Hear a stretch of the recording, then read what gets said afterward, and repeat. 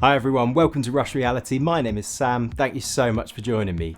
It's a new year, and it's that time to look back on all the VR releases from the year before so we can crown the VR Game of the Year. And 2024 was a very interesting one. A real slow burner. There wasn't much in the way of releases at the start of the year, but back-ended were some absolutely fantastic games. That's meant my list has changed its order quite a bit, and December has kept me very busy with virtual reality.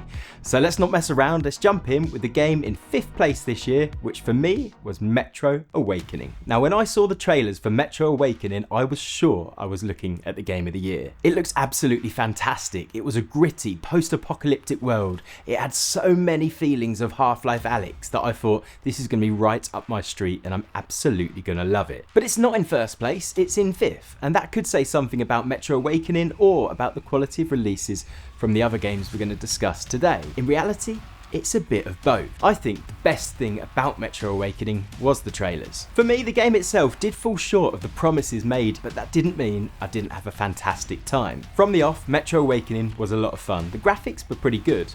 You can interact with some of the environment, though not all of it. But after about half an hour or 40 minutes of gameplay, you come off the rails and get to experience the game without hand-holding. And then it really comes into its own. The combat in this game is genuinely challenging. Enemies are relentless, and the ammo management can be genuinely tough. There were a couple of points where I ran completely out of ammunition and I just didn't know what to do. I had to restart my save and play a little bit more carefully the second time. There is a very eerie atmosphere. It's one of those games that likes to keep you in the dark. You spend a lot of time using your torch. There's all sorts of eerie sounds and evidence of chaos that's happened all around you.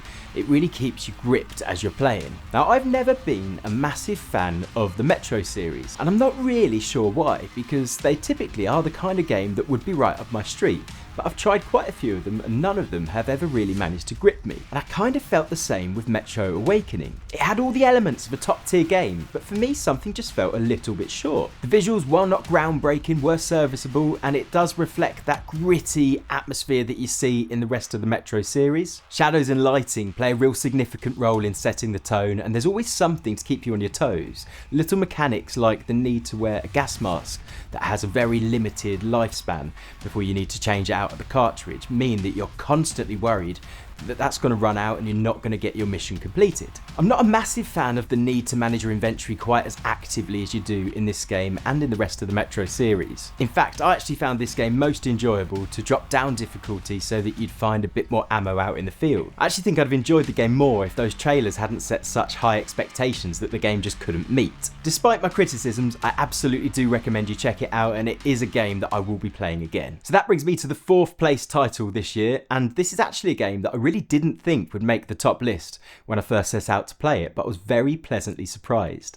That game is Madison. Madison is a game that was first created as a flat PC and console game, but was later turned into a VR game. Now, what makes Madison special is that it was scientifically recognised as the scariest game of all time. Now, that's not hyperbole. There were genuine, detailed scientific tests to try and work out which game would scare people the most, and it was Madison that they settled on. And you know what? Having played it through in VR, I can see how they came to that conclusion. It is genuinely terrifying. It tells the story of a young man named Luca caught up in a really sinister family ritual. He's armed with just a Polaroid camera and his wits, and he needs to delve in and try and find out what is going on. He soon encounters some very strange supernatural phenomena, and you as the player really get your wits tested. It's a bit like a cross between Resident Evil and a really elaborate escape game, something like The Room, if you've ever played that. This game excels in its eerie atmosphere, largely by the use of audio, which is very cleverly delivered. You constantly hear things scuttling around you, things moving, doors opening, creaking floorboards, and it is really, really scary. The game is full of jump scares and I fell for them every time. I regularly had to take off my VR headset just to calm down a little bit before I could play some more. The puzzles are really challenging and they do require a bit of thinking and some backtracking to complete some goals so that you can progress. One of my only real criticisms of Madison is that it can be quite slow when you're trying to do that backtrack backtracking. It's not a fast-moving character and it can be a long space that you have to traverse. Refreshingly, this game offers no combat whatsoever, and it really is focused on those puzzles. The story is actually really good, and you do find yourself really wanting to progress in those puzzles so that you can work out what happens next. Now, it takes about 6 hours to complete, though I will say if you get stuck on some puzzles, it can take a lot longer because you really have to backtrack and try and work out where you've gone wrong before you can progress. Which leads me to my only other criticism, that there probably isn't that much replayability in this game.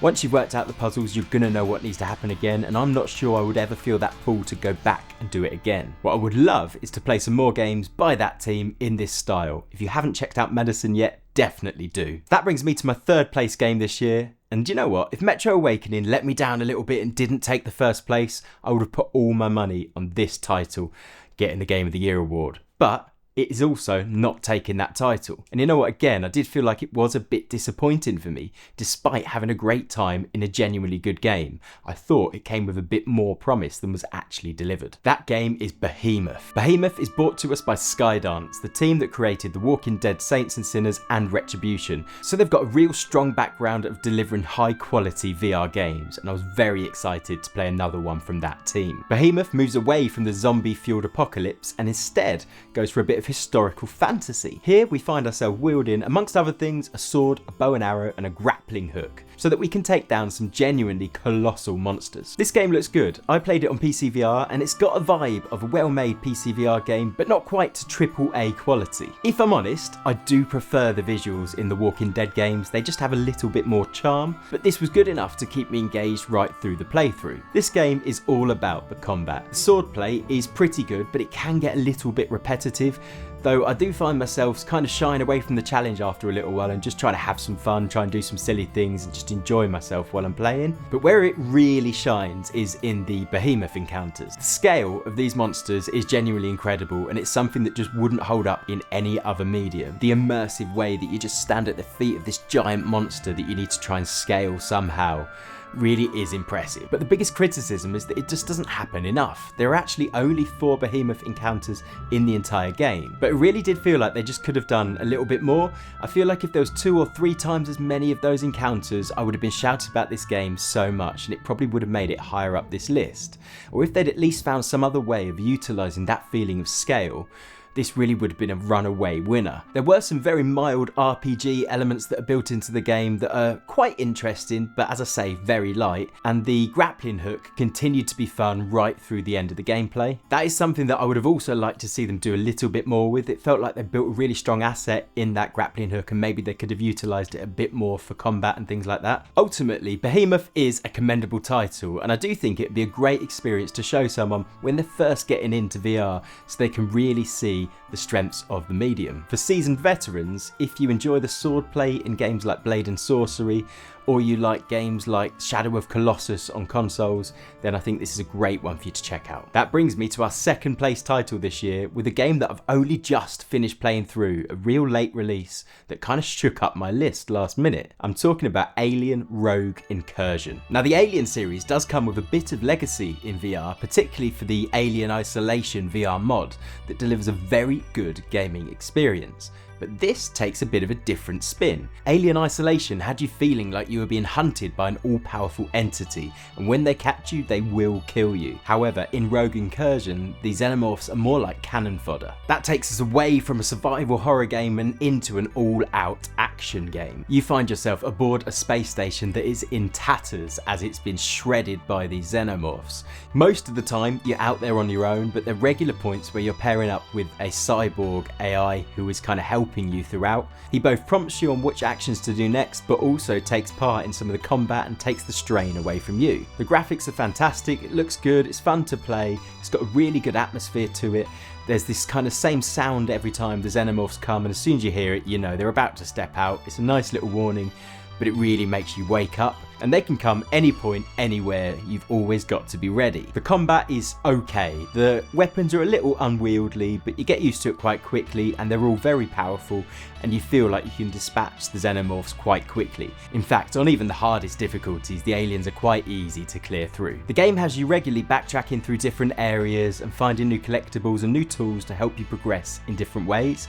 There are a few puzzles paced throughout which are kind of okay, and I like the way they did it. It's a bit similar to the kind of puzzles we saw in Half-Life Alyx, and I think it's a nice way to break the game up. Everything you do in Alien Isolation seems to make a loud noise and generate some kind of commotion that's going to pull the xenomorphs towards you. And there's kind of a few ways of playing it. You can try and be quiet and careful and not draw too much attention, or you can just move around quickly, dispose of the xenomorphs when they come, and hope that you're progressing in the right direction. That's pretty much how I ended up playing the game. It kept me coming back right through December. If you haven't checked it out yet, I absolutely recommend you do. It was a nice little surprise win to take the second place spot. Now, before we jump to first place, there are some games that deserve a shout out and probably could have made it onto this list. First up, Contractors Showdown. Now, I absolutely love the original Contractors game. I think the only reason that Showdown didn't make it onto this list is that I just haven't given it enough time this year. Showdown takes the gunplay we've seen from Contractors and we know is going to be consistent and strong, and using that builds a full-scale battle royale. It is good and it is absolutely worth your time. I think the only reason I didn't play more of it was that I was just a little bit too rusty when I jumped in and I just didn't last very long. I think I need to go back, play a bit of Contractors, build up my skills, and then jump back into Showdown. And then a shout out is absolutely deserved for the Arizona Sunshine remaster. I loved Arizona Sunshine the first time it came round, and this just improves on that recipe. It's a fantastic game. It was one of the first runaway hits in VR, and if you haven't checked it out then you really need to. An awesome game, but I just didn't feel right giving a remaster a place in the Game of the Year awards. So that takes me to the #1 title this year, and I'm going to cut to the chase. It's Batman Arkham Shadow. After years of disappointment from games and movies transitioning into VR, Batman Arkham Shadow was a breath of fresh air. It did an awesome job of making you feel like you'd stepped into the boots of the Caped Crusader. I loved the Arkham games on console and PC, and I really didn't think they would be able to bring that same charm to virtual reality, but they did a fantastic job here. The environments look awesome. For a Quest game, I didn't think it would be able to hold up to the kind of visuals you'd see from a console or a PCVR title, but they absolutely nailed it here. The combat's great, it's all about punching like Batman, but it doesn't have you kind of wildly throwing your fists like you're button mashing in a game. You've really got to be strategic, you take your time, you make slow, calculated moves, and it really pays off. The game is littered with puzzles that just mirror the kind of puzzles you'd see in the standard Arkham games, and I found them always enjoyable. There was a real sense of humour to some of them, and it's just a fantastic touch in a game like this. I love the different ways the game has you playing, whether you're walking around slowly doing detective work, or you're in the middle of the action, or you might be up high